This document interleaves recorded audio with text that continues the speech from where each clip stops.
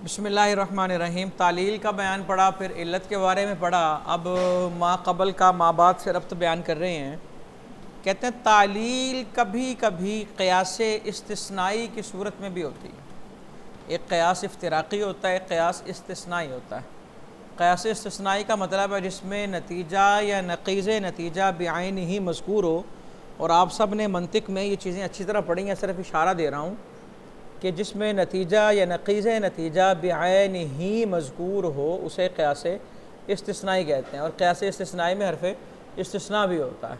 और क़यास इफ्तिराक़ी जिसमें नतीजा या नक़ीज़ नतीजा बेआइन ही मज़कूर ना हो बल्कि उसका मादा मौजूद हो, उसे क़यास इफ्तिराक़ी कहते हैं। तो तालील कभी क़यास इस्तिस्नाई की सूरत में होती है।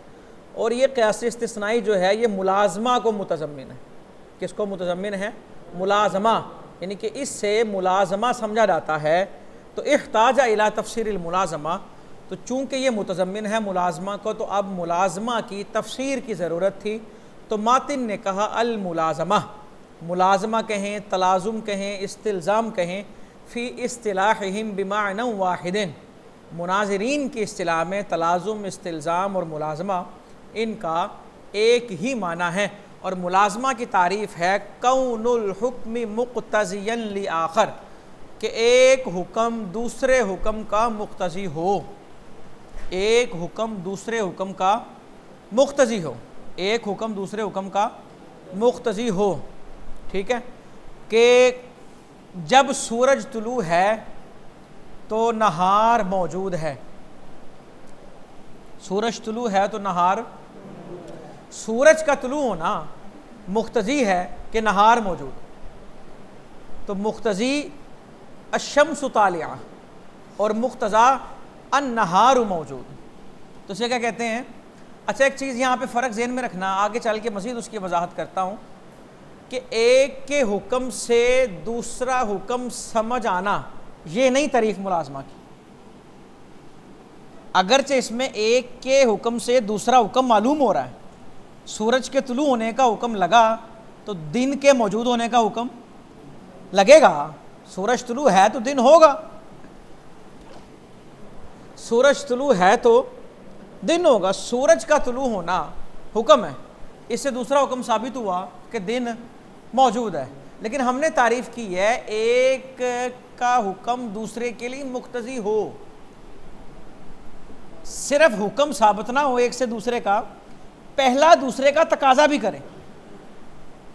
आगे कुछ मिसालें आएंगी, इतराज़ हो रहा है, वहाँ जाके इसको मज़ीद एक्सप्लेन करते हैं। क्लियर होगी बात? मुलाज़मा की तारीफ़ कौनुल हुक्म मुक़्तज़ियन लि आखर, अय लि हुक्मिन आखर बेयकून इज़ा वजदल मुक़्तज़ी वजदल मुक़्तज़ा वक्त वजूद ही, कि मुक़्तज़ी जब पाया जाए तो मुक़्तज़ा पाया जाए मुक़्तज़ी के पाए जाने के वक़्त, जैसा कि सूरज तुलू है और नहार मौजूद है। फ़ाइनल हुक्म बिल अव्वली, पहला जो हुक्म है मुक़्तज़िन लिल हुक्म बिल आखर, वो दूसरे हुक्म का मुक़्तज़ी है। अब एतराज़ होगा जनाब आपने जो मुलाज़मत की तारीफ़ की है ये दुखूले गैर से माने नहीं है, ये दुखूले गैर से माने नहीं। क्यों? क्योंकि ये तारीफ़ मुत्तफ़क़ैन फ़िल वजूद पर साबित आ रही है। मुत्तफ़क़ैन फ़िल, कि दो ऐसी चीज़ें जो वजूद में अलग-अलग हैं। मुत्तफ़क़ैन है, मुत्तफ़क़ नहीं है, मुत्तफ़क़ैन है, मुत्तफ़क़ नहीं है। वो वजूद में इंसान और गधा ले लें, इंसान का वजूद अलग है और गधे का वजूद, कि आपने जो मुलाज़मा की तारीफ़ की है वो मुत्तफ़क़ैन फ़िल वजूद पर भी साबित आ रही है। तो लिहाजा आपको चाहिए था यहाँ पर आप इक्तिज़ा की कैद लगाते, तो आपने इक्तिज़ा की कैद क्यों नहीं लगाई? उसका जवाब ही दे रहे हैं जनाब। अच्छा, मुत्तफ़क़ैन फ़िल वजूद की मिसाल जैसा कि अल इंसान नातिकुन वल हिमार नाहिकुन, जब इंसान नातिक है तो गधा नाहिक है। इंसान के नातिक होने से गधे के नाहिक होने का हुक्म समझ आया कि नहीं? इंसान गुफ्तगू करता है तो गधा हींकता है, ये तो नहीं हो सकता इंसान भी बोले और गधा भी बोले। तो एक के हुक्म से दूसरा हुक्म समझ आ रहा है। तो आपकी मुलाज़मत की जो तारीफ़ है, मुलाज़मा की जो तारीफ़ है, वो मुत्तफ़क़ैन फ़िल वजूद पे पाई जा रही है, हालांकि ये मुलाज़मा नहीं है, तो आपको चाहिए था यहाँ इक़्तिज़ा की क़ैद लगा दे। उसका जवाब ये दिया, जनाब इक़्तिज़ाए ज़रूरी की क़ैद लगाना ज़रूरी ही नहीं। हमने ये कब कहा है कि एक के हुक्म से दूसरा हुक्म मालूम हो? हमने कहा है एक का हुक्म दूसरे हुक्म का मुक्तज़ी हो, और यहाँ पे इंसान का नातिक होना गधे के नाहिक होने का मुक्तज़ी है ही नहीं। इंसान नातिक है तो ज़रूरी थोड़ी है कि जब तक गधा नाहिक नहीं होगा इंसान का नुतक ना पाया जाए।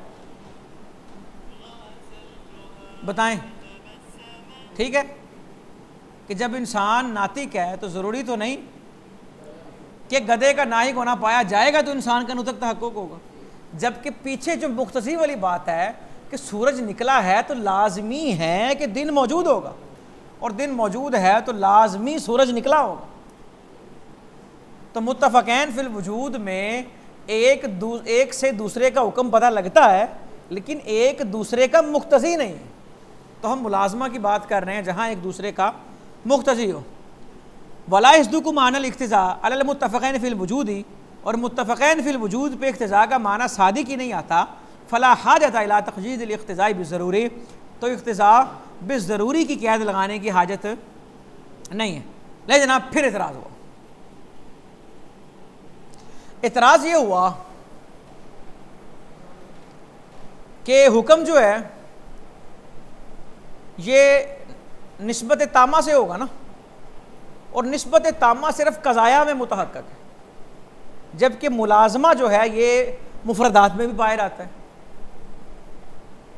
जैसा कि तादाद है, ज़ौज है, अरबा है, कि जो मुलाज़मा जो है कि एक तकाज़ा कर रहा है दो का, समझ आ रही है ना, तो ये तो मुफरदात में भी पाया जाता है। तो फिर आपकी तारीफ़ दुखूले अपने अफराद को जामे नहीं, यहाँ इतराज़ होगा जामियत पे। पहले इतराज़ था दुखूले गैर से माने नहीं कि फ़लाँ चीज़ दाखिल हो गई है, अब इतराज़ है कि इसके अपने अफराद शामिल नहीं है, कि इसके अंदर मुफरदात शामिल नहीं हो रहे, चूँकि निस्बत तामा इसका ताल्लुक़ किससे है? क़ज़ाया से है, तो मुफरदात पे तो ये शामिल। तो उसका जवाब ये दे रहे हैं जनाब, पहला जवाब ये दिया अन्नहु खस्सल मुलाज़मत बिल हुक्म व इन कानत का ततहक्ककु बैनल मुफरदात अयज़न, अगरचे ये मुफरदात में भी पाया जाता है, लिअन्नहा मुख्तस्सतुन फिल इस्तिलाही बिल क़ज़ाया। जनाब हमने ये जिस मुलाज़मा की बात कर रहे हैं ना, ये वो मुलाज़मा है जो मुनाज़िरीन की इस्तिलाह में, किसकी इस्तिलाह में? मुनाज़िरीन की इस्तिलाह में।